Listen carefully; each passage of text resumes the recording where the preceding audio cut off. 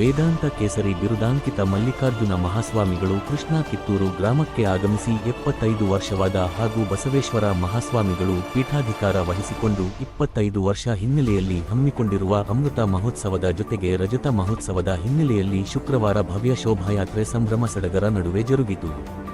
ಗ್ರಾಮದ ಮರಾಠಿ ಶಾಲೆಯಲ್ಲಿರುವ ವೀರ ಜವಾನ ಕಿರಣ ಜಾಧವ ಅವರ ಪುತ್ಥಳಿಗೆ ಹೂವಿನ ಹಾರಕಿ ಮೆರವಣಿಗೆಗೆ ಕೃಷ್ಣ ಕಿತ್ತೂರ ಜ್ಞಾನ ಯೋಗಾಶ್ರಮದ ಬಸವೇಶ್ವರ ಸ್ವಾಮಿಗಳು ಚಾಲನೆ ನೀಡಿದರು.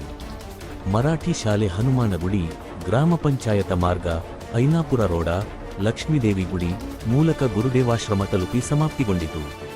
ಮೆರವಣಿಗೆಯುದ್ದಕ್ಕೂ ನಮಃ ಶಿವಾಯ ಘೋಷಣೆಗಳು ಮುಗಿಲು ಮುಟ್ಟಿದವು. ಪ್ರಮುಖ ಬೀದಿಗಳಲ್ಲಿ ಕೇಸರಿ ಧ್ವಜ, ಕಮಾನುಗಳು ರಾರಾಜಿಸಿದವು.